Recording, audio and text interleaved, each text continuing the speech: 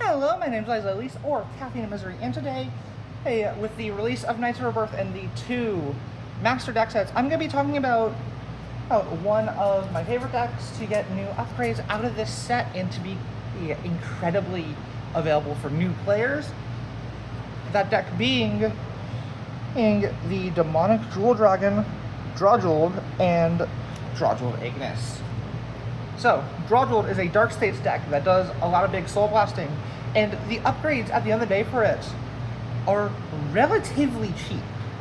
Like, there's one or two that are super expensive, but like everything else is sub $20. Sub $20 a copy. But let's go ahead and get into the deck. So, of course, I am using the regular ride line. Why? Because I think it's good. Jewel Core Dragon, when it's rode upon, is called, and when it attacks, it gets 5k and goes back to soul. That is mandatory, but it's just a nice extra piece of early rush without any real investment. And then the Demonic Stone Dragon Jewel Needle, that on hit, as long as it hits the Vanguard, you soul charge 1. And when it's rode upon by a Drajeweled, you soul charge 1. And if your soul has 3 or more cards with different grades, you know, like just using your soul, you get to draw a card. And of course, for the ride line, I am on the Demonic Jewel Dragon Drajeweled Ignis, which, as an axe skill once per turn, you can counterblast 1, soul charge 2, and if you soul charge 2 cards with different grades, you draw a card. You know, nice little build up soul, maybe get a little bit of card advantage. On that, when it attacks a Vanguard for soul blasting 4 cards with different grades, hey, you get to set your opponent's Vanguard's power to 1. And if your opponent's Vanguard is already on grade 3, Drajeweled gets a crit. Very simple, very straightforward. Let's go ahead and talk about the rest of the deck, though. Starting with the real win con of the deck. The grade 4 Demonic Jewel True Dragon Drajeweled Ignis, which can only ride up from a Drajeweled. And at the beginning of the battle phase, you get to pick 2 cards from drop, put them to soul, and give your front row an additional 15. So that lets you build up your soul, make sure you have your grades in soul for his on-attack skill. That on-attack, first off, for this skill, Drajeweled names, so the Drajeweled and other copies of Drajeweled Ignis, they can be counted as any grade because you want to soul blast 5 cards with different grades. And what this does is retire the opponent's entire back row, set the entire front row to 0, and give Ignis a critical.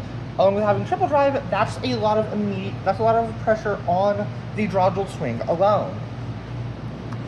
On to our grade 3s.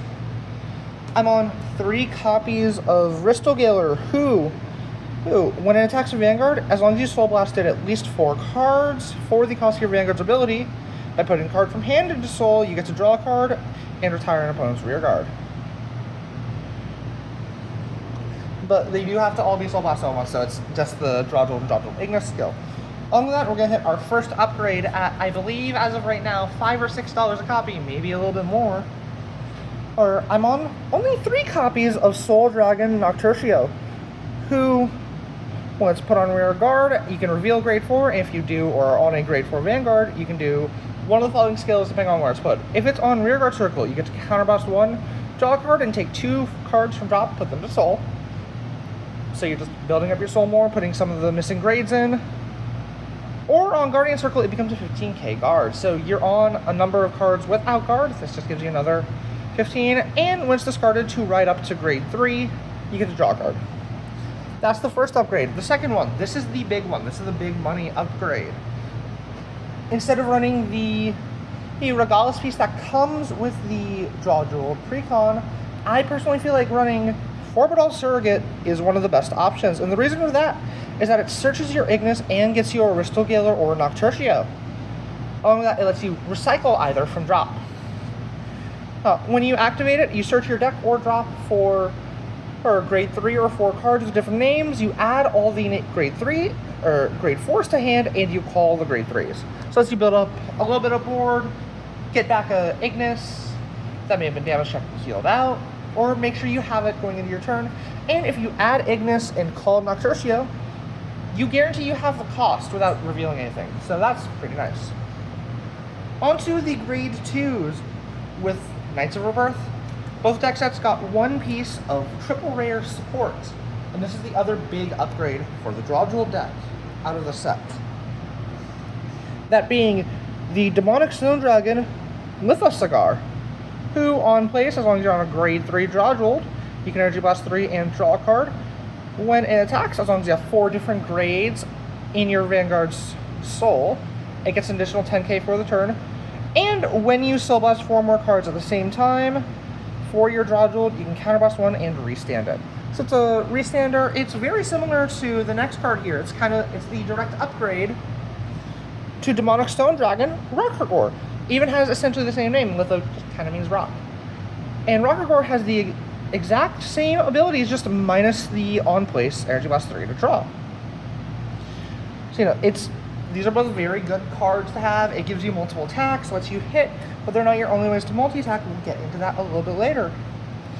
Along with those two, though, for grade 2s, I'm also on the Soul-Severing Demonic Spear Knight Zagan, who on place, you can Soul Charge 1, and you can choose a grade 4 in hand and reveal it, and if you do, or you're on a grade 4 Drajeweled, you can pick a card from Soul with a different name from Zagan and call it, and then at the end of the turn, that card's put back in Soul. And as long as you have a Drajeweled, this is a grade 2 10k booster. So this lets you, anything you Soul Charge that you really need as a combo piece, you can just get that right out and use it as the combo piece you need it to be. And lastly, for grade 2s, I'm on 2 copies of Servant Falcratia, who when it attacks a grade 3 or greater unit, you can take a card with Dark States from your drop zone and put it to Soul, and this unit gets 5k for every grade. So you're going to be putting your missing grades if you have them, but if you're not missing any, you're just shoving in Ignises that were Soul Blasted to make it a 30k base. If you're already on Ignis, you are on a 45k attacker guaranteed. And at the end of the turn, if you're on a grade 4 Vanguard, you can put her to Soul to draw a card. The reason I'm on 2 is you only really need to see 2 of her. You really do want to be seeing like your Lithosaur and your Rockagor, so you have the multi-attack that's innate to them. Onto the grade 1s, I'm on 3 copies of the Horde/Draco Kid, who on place for a single counterblast, you can check the top 7 to add a grade 4 Drajeweled Ignis to hand.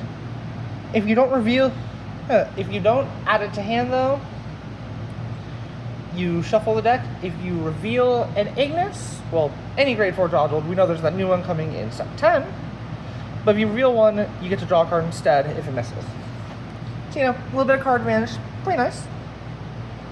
I'm also on 4 copies of the Wise Demonic Lordling Varpula, who, when you Soul Blast 4 more cards at the same time for your Vanguard's ability, you can put them to Soul and draw a card, and if you have a grade 4 card in hand, or as your Vanguard, you can reveal the card in hand, or just have the Vanguard. You get to pick one of your rear guards that hasn't stood yet that turn and restand it. So, you know, just another restand. It lets you reuse your Falcratia if you want to. If you attack with Bristol Galer early, you can use him again. And then lastly, for my perfect cards, I'm just on 3 of the regular hand ones, and then the Sanctitude that counters additional crests. Now for my trigger lineup, I'm on 8 criticals, just the regular crits. Don't need the soul crits. You have ways to put zeros back into soul. Like these soul fronts. I really like running the soul fronts in this deck because it means I don't need to use, if I'm in a bad place, I don't need to use Falcratia to put back a 0. I can just guard with it. It gives me just another way to make sure I have a 0. Along with that, I'm on just regular heals. And then for my over trigger, I am on the Spiritual King of Ignition Walnut, who, when this is drove check, you get to pick a standing rear guard and give it the ability that at the end of the battle attacks, it restands again, If you don't pick a rear guard, you just get to draw a card on top of the draw for OT and call a card command. It's pretty nice. So my ultimate thoughts on this deck, I think this is a very good entry product. I think the upgrades are really easy and straightforward, and you don't really need to be running some of the ones I picked to do. He comes with 4 Rockagor and Empusa, which is a restander that when you Soul Blast 4. You don't need 4-bit surrogate. I just think the consistency it adds is better than the one that comes in. But to freely just call 2 units back and put it to Soul Field and call 1, and literally free if you don't ride from ride deck that turn. You just it's a counterblast 1 if you have. It's perfectly fine. The only upgrade I really feel is mandatory is the Nocturcios, because it is just too important to be building up the grades in Soul. But like the others, Lithosagor, you don't truly need it immediately. It is the best way to play the deck, in my opinion, because it's just the better version of Rockagor. Like 1-to-1, it just has an extra ability. You don't really need the Falcracia. You have other cards you could use to try and fill her hole, fill her slot, you know? But this is just my list. If you guys have any thoughts on it, go ahead, like, subscribe, comment about the deck, and I hope y'all have a great rest of your day. Ciao.